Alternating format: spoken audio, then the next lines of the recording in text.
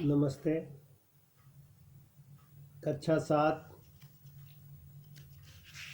कल प्रश्न संख्या 98 का पहला शीर्षक हुआ था तरु का जागृत गान।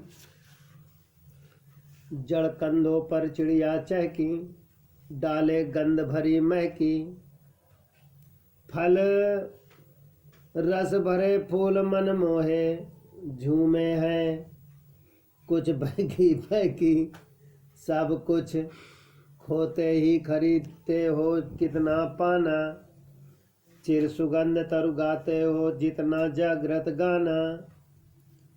नीचे कीच शीश पर बंदर बिस्दर घूम रहे डालों पर, फूलों पर भंवरों की भन भन, उड़न ढिठौनी सी गालों पर, फिर भी शीतल रहने का तरु भेद बताना, चिर सुगंध तरु गाते हो कितना जागृत गाना। ये माखनलाल चतुर्वेदी के 3 खंडों में शीर्षक है। आशय ये है कि उन्होंने कहा है पेड़ हमेशा दूसरों को जागृत कराते रहते हैं और आगे का हिसाब बताते रहते हैं। प्रश्न उत्तर इस प्रकार है।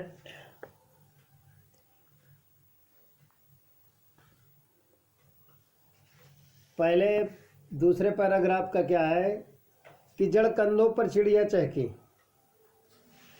पेड़ों की डालों पर चिड़िया चहकती रहती हैं, डालें गंध भरी महकी और डालों पर फूल आते हैं, सुंदर महकते रहते हैं, फल भी आते हैं। कच्चे फल अलग महकते हैं और पकने के बाद उनकी गंध अलग प्रकार से हो जाती है। फल रस भरे फूल मन मोहे, फलों में रस हुआ है, फूल भी बहुत सुंदर लगते हैं। झूमे हैं कुछ बहकी बहकी, कुछ बहकी बहकी बातें हमें दिखाई देती है, जिसके कारण सब कुछ खोते ही खरीदते हो कितना पाना। इस संसार में हम सब कुछ खोते जाते हैं, कुछ खरीदते हैं, कुछ ऐसे ही पा जाते हैं। चिर सुगंध तरु गाते हो कितना जागृत गाना। बोले किस तरीके से पेड़ पौधे सुंदर गीत सुनाते हैं। पैराग्राफ तीसरे का अर्थ इस प्रकार है। नीचे कीच शीश पर बंदर, नीचे की तरफ कीचड़ है पेड़ में, लेकिन सिर पर बंदर बैठा है। बिस्दर घूम रहे हैं डालों पर, बड़े बड़े सांप भी अपना संरक्षण पाने के लिए डालों पर बैठे हैं। फूलों पर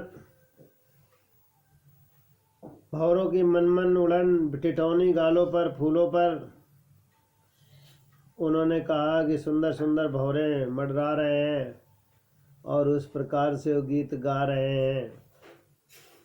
फिर भी शीतल रहने का तरभेद बताना, पेड़ फिर भी बहुत ठंडक महसूस करते हैं, दूसरे को भी सुख पहुंचाते हैं।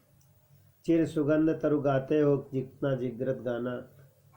बोले बहुत ही सुंदर गीत गाते हैं। इस तरीके से ये अर्थ पूर्ण रूप से समाप्त होता है। अब विकल्प है ऋतुओं की मारे सहकर भी वृक्ष क्या करते हैं। प्रश्नों के उत्तर है। ऋतुओं के मार सहकर भी वृक्ष हमेशा हरे रहते हैं, अपने दर्द किसी से नहीं बतलाते।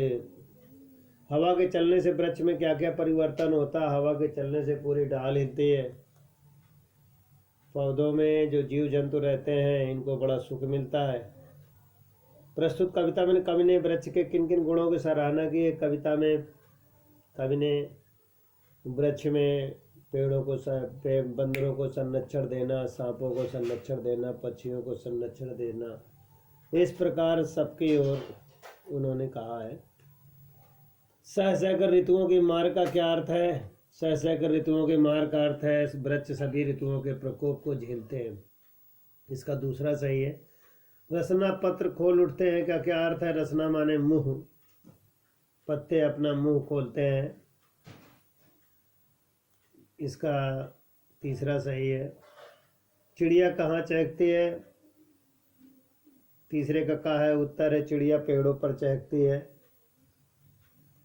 वृक्ष के नीचे क्या है? वृक्ष के नीचे कीचड़ भरा हुआ है, फिर भी पेड़ सांस लेता है। वृक्षों के फूलों पर क्या मंडराते हैं? वृक्षों के फूलों पर भंवरे मंडराते हैं। ऐसा कब प्रतीत होता है कि वृक्ष मंत्र पढ़ रहे हैं? जब तेज हवा चलती है तो ऐसा लगता है कि वृक्ष मंत्र पढ़ रहे हैं। स्थिर वृक्ष गतमय होकर क्या देखते रहते हैं? स्थिर वृक्ष गतमय होकर ये देखते रहते हैं कि जीवन की कलियां कितनी है, किस प्रकार का है।